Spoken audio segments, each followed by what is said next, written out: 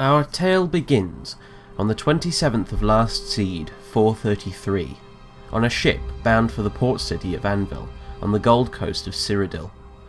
On board was a fugitive from the Somerset Isles capital city of Alinor.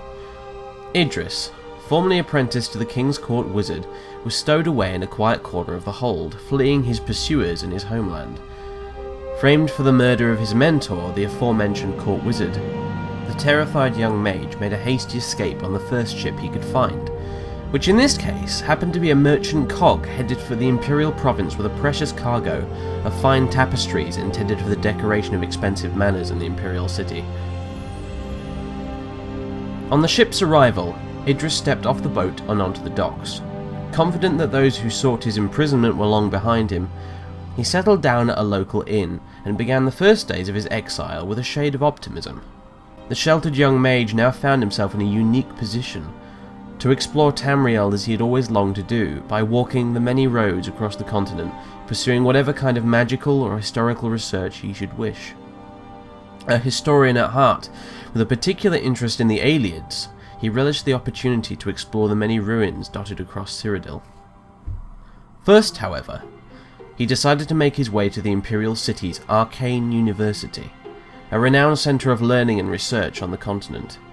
It was his hope that he might study the books in the Great Library there, conduct his own research, and generally make use of the resources available to a scholar such as himself in such an establishment. However, it turned out the long journey there was entirely fruitless. The university had recently elected to bar entrance to all but the fully qualified members of the guild, and with no other option available to him, Idris reluctantly elected to play by their rules. Disgruntled, and more than a little indignant, he left the university, and set out on a journey that would take him across the entire province, visiting the guild halls in each city to try and earn a recommendation from each of them. Unsurprisingly, he was beset by one menial task after another, but this quickly fell by the wayside, as he soon found himself deviating from his course more often than he'd like to admit, delving into all manner of forgotten ruins and holdfasts surrounding the great cities of the province.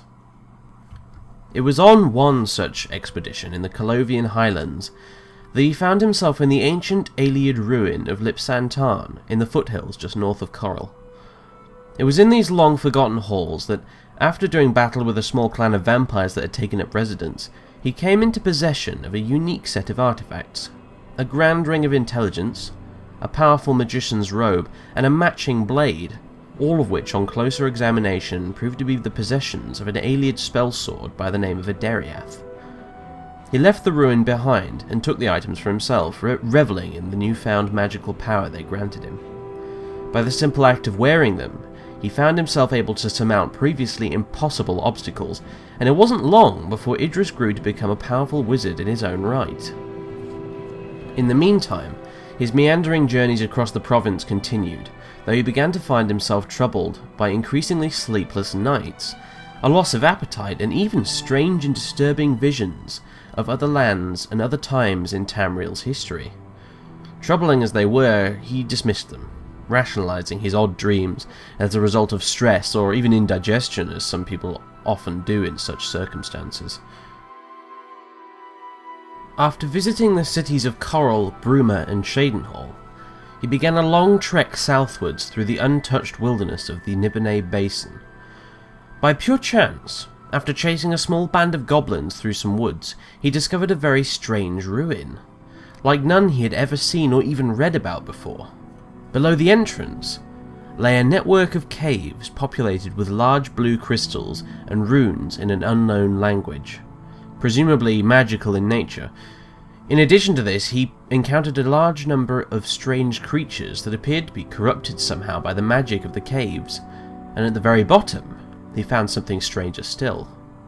A magical portal leading to a bizarre netherrealm, in which dwelled a powerful revenant calling itself the Warlock. A battle ensued, and Idris emerged victorious, plundering the creature's strange collection of magical artifacts, which included a magical torch and a staff.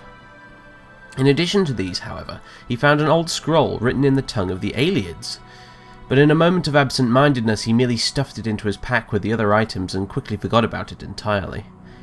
He left the strange ruin behind him, perplexed but ultimately in high spirits after securing such a large collection of magical curiosities. He sold the more useless items he had acquired, and in so doing, began to amass a small fortune in gold for his efforts. Eventually, his travels brought him to the city of Kvatch, which to his surprise had recently come under attack from the realm of Oblivion itself. Refugees were fleeing the burning city, with the remnants of the town guard fighting a desperate battle amongst the ruins against the Daedra. Idris, after much pained deliberation, decided to offer what help he could to the beleaguered defenders, joining a counterattack on Castle Kvatch itself. There were many casualties in the assault, and even though they eventually proved victorious, both Idris and Savlian Matthias, the captain of the guard, left the scene weary and dejected. The young wizard found himself haunted by visions of the death and destruction the Daedra had left in their wake, and left the city that night, heading back to Anvil, his final destination before the Arcane University itself.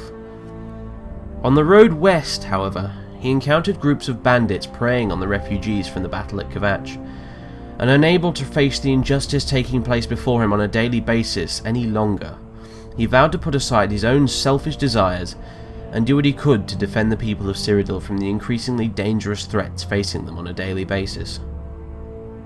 Idris's newfound moral outlook quickly found a practical usage, as the Mages Guild tasked him with rooting out a rogue mage not far from Anvil.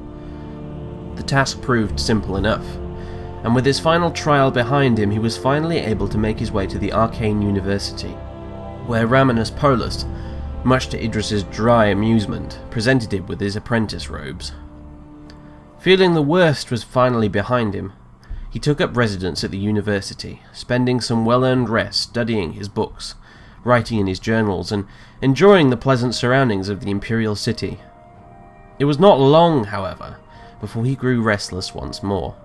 The university's resources were, to his surprise, remarkably limited, and while the access to the apparatus required to create new spells and enchant new items was welcome, it wasn't proving very helpful.